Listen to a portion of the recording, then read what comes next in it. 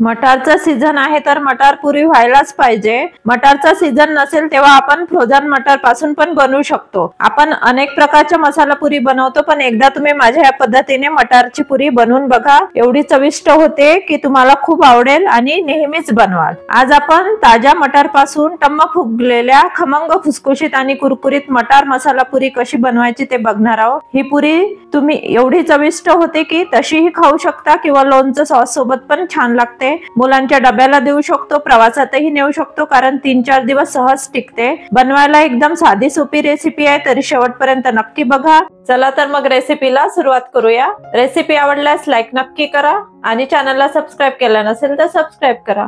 इथे मी 1 वाटी छान ताजे ताजे मटर घेतले। आपल्याला इथे कुठलीही आपल्या घरातली 1 वाटी सेट करून घ्यायची, त्यानेच प्रमाण घ्यायचं। हे व्यवस्थित प्रमाण आहे सगळं। तर असे मटर सोलून घेतले छान ताजे ताजे। 1 मुठ्ठी कोथिंबीर घेतली। कोथिंबीरमुळे याला चांगला हिरवा कलर येतो। तिखटपणासाठी 4 हिरव्या मिरच्या घेतल्या। अद्रकचे 2 छोटे तुकडे आणि 4-5 लसूण पाकळ्या घेतल्या। आता आपल्याला हे सगळं मिक्सर मध्ये पेस्ट करून घ्यायचं। आता एक मिक्सरचं भांडं घेतलंय, त्यात आपण हे मटार टाकून घ्यायचे। आपण जी मुठभर कोथिंबीर घेतली हे दांड्यासहित आहे ते घ्यायची, आणि लसूण पाकळ्या, अद्रक आणि मिरची हे सगळं। आता हे मोठं भांडं घेतलंय म्हणून सगळं बसतंय, तर मी मस्त बारीक फिरवून घेते। तर हे बघा अशा प्रकारे सगळे मटार वाटून घेतले। बघा छान पेस्ट झाली आहे आणि कलर पण बघा छान आलाय। आपल्याला याला असं बारीक पेस्ट करायची आहे। जर जाडसर कंद राहिले तर मग आपल्याला पुरी लाटता येणार नाही। आपण आज मटार पुरी बनवतोय, तर पाणी न टाकता वाटायचं। जर लागलंच एकदम बारीक झालं नाही तरच थोडंसं 1 चम्मच पाणी टाकून वाटून घ्यायचं। आता आपण 1 वाटी मटार घेतले, तर 1 वाटी गव्हाचं पीठ घेतलंय। 1 चम्मच रवा घेतलाय, एकदम बारीक रवा घ्यायचा। 1 चम्मच बेसन पीठ। रव्याने कुरकुरीतपणा येतो आणि बेसनाने खमंगपणा येतो। तीळ आणि थोडं ओवा घेतलाय। मीठ चवीनुसार। इथे थोडं सोप्याचं पावडर घेतलाय आणि जिरा पावडर थोडं हलकसं भाजून त्याची पावडर बनवून घेतली। आता हे बघा 1 वाटी मी गव्हाचं पीठ घेतलंय कणिक, ते टाकून घेते। त्यात 1 चम्मच रवा, बेसन पीठ, इथे तीळ आणि ओवा घेतलाय ते घालते। जिरा पावडर, थोडीशी सोपेची पावडर घालायची। मटारच्या पदार्थाला सोपेमुळे छान चव येते। आणि चवीनुसार मीठ 1 चम्मच। आता हे सगळं हलकसं मिक्स करून घ्यायचं। हे कणिक आणि सगळं प्रमाण व्यवस्थित आहे, पण जर आपल्याला पीठ मळताना जर वाटलं आसट आहे, थोडं नरम होतंय, तर थोडी कणिक वाढू शकतो आपण। आता पुरीला खमंगपणा येण्यासाठी आपण हे जे पीठ मिक्स करून घेतले त्यात 1 छोटा चम्मच तेल कडकडीत गरम केलंय आणि त्याचं मोहन घालायचं।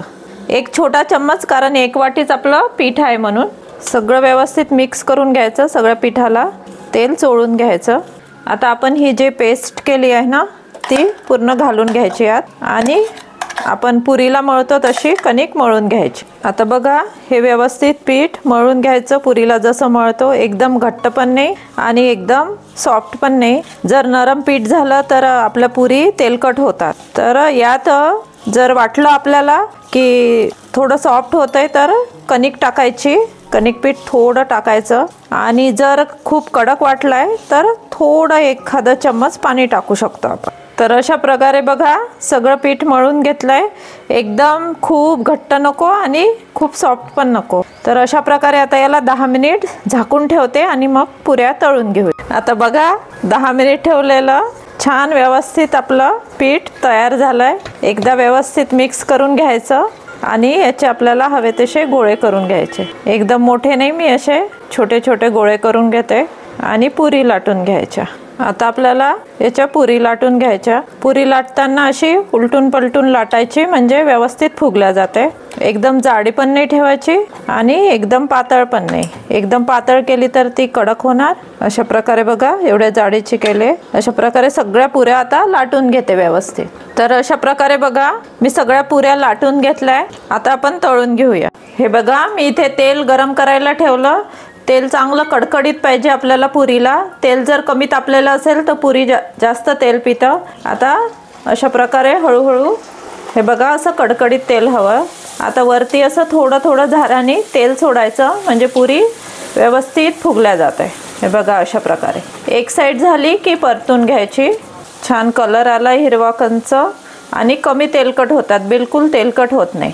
तर अशा प्रकारे एक पुरी झाली की दुसरी पुरी सोडून घ्यायची। अशा प्रकारे हळूहळू तेल टाकायचं झाऱ्याने, म्हणजे व्यवस्थित फुलल्या जाते पुरी। पुरीला जास्त वेळ पलटवायचं नाही, जास्त वेळ जर पलटवलं तर पुरी तेल खूप जास्त पिते, त्यामुळे एकदाच एक साइड होऊ द्यायची आणि एकदा दुसरी साइड। अशा प्रकारे बघा, एकदम कमी तेलकट, बिलकुल तेलकट होत नाही पुरी आणि अशी खुसखुशीत होते छान। तर हे बघा, आपल्या अशा प्रकारे मस्त खमंग खुसखुशीत टम्म फुगलेल्या पुऱ्या तयार झाल्या। हे 1 तास जरी ठेवल्या ना तरी अशाच टम्म फुगलेल्या राहतात।